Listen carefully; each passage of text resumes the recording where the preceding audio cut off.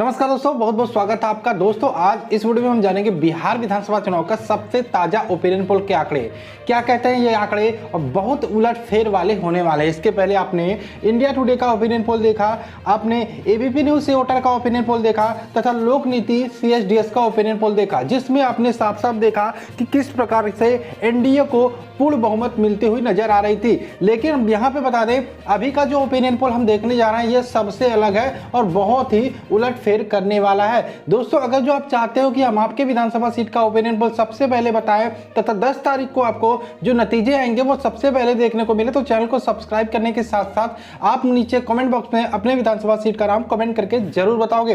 दोस्तों हम बता दें, कल मैंने वीडियो में पहले चरण का ओपिनियन पोल, जो पहले चरण का चुनाव होगा उसका ओपिनियन पोल बताया था, जिसमें मैंने 16 जिले के कुल 71 सीटों के ओपिनियन पोल को बताया था, जिसमें यह भी बताया था कि ये जो 16 जिले हैं वो उसमें आरजेडी का दुर्ग मजबूत है, यानी कि महागठबंधन का पलड़ा भारी है।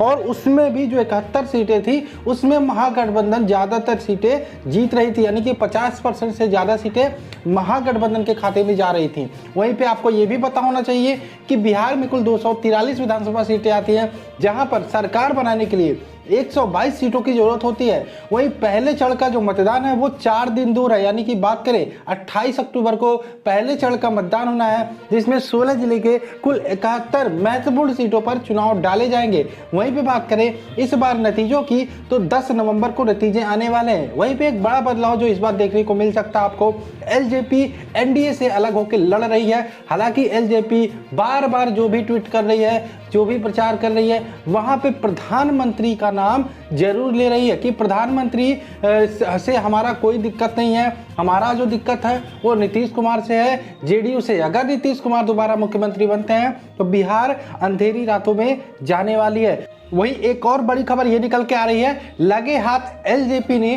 बीजेपी के कुछ बागी नेताओं को टिकट दे डाले और अंदर ही अंदर बीजेपी के जो बड़े कद के नेता है वो ये कह रहे हैं कि एलजेपी यहाँ पे बहुत बड़ा नुकसान पहुंचा सकती है एनडीए को, एनडीए यानी कि बीजेपी और जेडीयू को।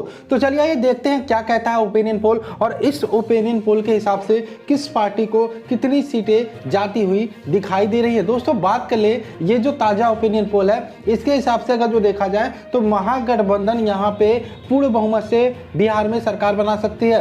दोस्तों इस हिसाब से देखा जाए तो महागठबंधन के खाते में 130 से 135 सीटें जाती हुई दिखाई दे रही है। जी हाँ दोस्तों, इसके पहले आपने जो CSDS का ओपिनियन पोल देखा, इंडिया टुडे का ओपिनियन पोल देखा, एबीपी न्यूज से वोटर का ओपिनियन पोल देखा, उसका ठीक उल्टा ये ओपिनियन पोल निकल कर आया है। यानी कि कह सकते हैं यहाँ पे एनडीए को सिर्फ 90 से 95 सीटें मिलती हुई दिखाई दे रही है। जी हाँ दोस्तों, एनडीए को सबसे ज्यादा नुकसान यहाँ पे उठाना पड़ सकता है। और बात करें एनडीए में बीजेपी थोड़े फायदे में जा रही है, लेकिन यहाँ पे जेडीयू को बड़ा नुकसान उठाना पड़ सकता है। वहीं पे बात करें एलजेपी भी बिहार में इस बार 8 से 10 सीटें निकालने में कामयाब हो पाएगी इस ओपिनियन पोल के हिसाब से। वहीं अदर्स के खाते में भी 7 से 8 सीटें जाने का अनुमान है। दोस्तों ये था बड़ा ओपिनियन पोल।